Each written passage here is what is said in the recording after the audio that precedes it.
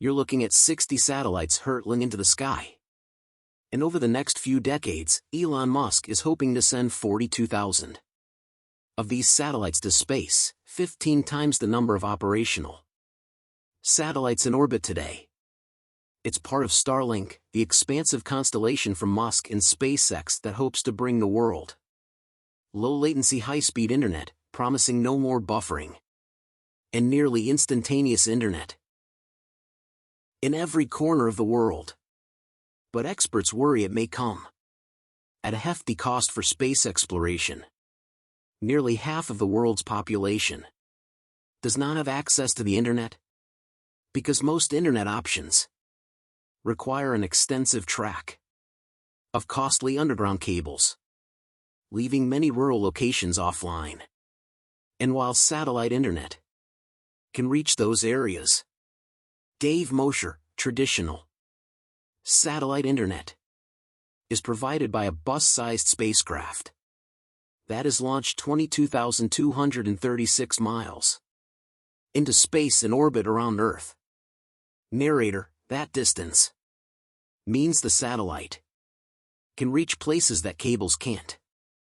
But since that one satellite is meant to service a lot of people, its data capability is limited, which then limits connection speeds. And that signal has to travel a long way, creating a lot of lag.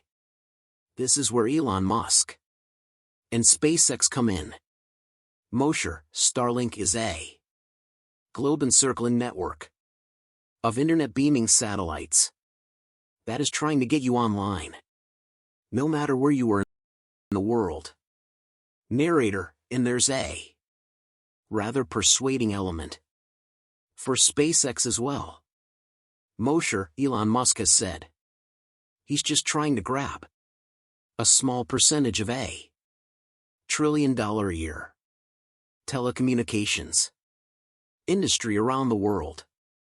If SpaceX can pull this off, the company could net about $30 to $50 billion a year. Narrator, Musk and SpaceX President Gwynne Shotwell say that much money could single-handedly fund the development of Starlink, Starship, and SpaceX's Mars launch infrastructure. As of early October, SpaceX has launched more than 700 satellites into orbit, with a plan to release a total of 12,000 over the next 5 years, half of them by the end of 2024. And Musk wants to add another 30,000 to that, coming to a total of 42,000 satellites circling Earth. All of these satellites will also be much closer, anywhere from 200 to 400 miles above the planet in low Earth orbit. Mosher, this reduces the connection delay that is found with traditional internet satellite. Narrator, once in orbit, these Starlink satellites will be constantly on the move, which is why so many are necessary. Mosher, the problem is you have to have many satellites orbiting to make up for the fact that you can't stay in one spot above the Earth, because you need several satellites overhead at any one time to cover many users. Narrator, every satellite will connect with several others via laser beams, creating something like the network's backbone. And to actually bring this internet into your home, you'll need to get a pizza-sized antenna. This phased array antenna can aim its beam at whatever satellite is overhead, which will maintain an internet signal in your home. But this scheme isn't without problems. Starlink satellites are bright. They reflect the sunlight and shine it back towards Earth, so they end up looking like bright moving stars. As cool as it may look, that comes with problems.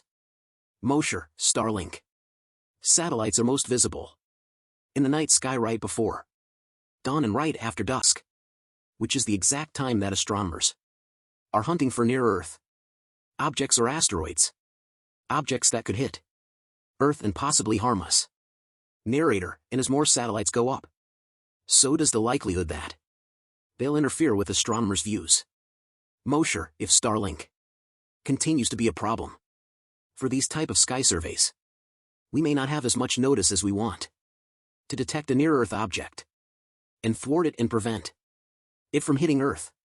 Narrator, beyond detecting deadly asteroids, the wall of satellites could also obstruct the search for new planets. I hope you enjoyed the video. Like, share, comment, and subscribe to channel.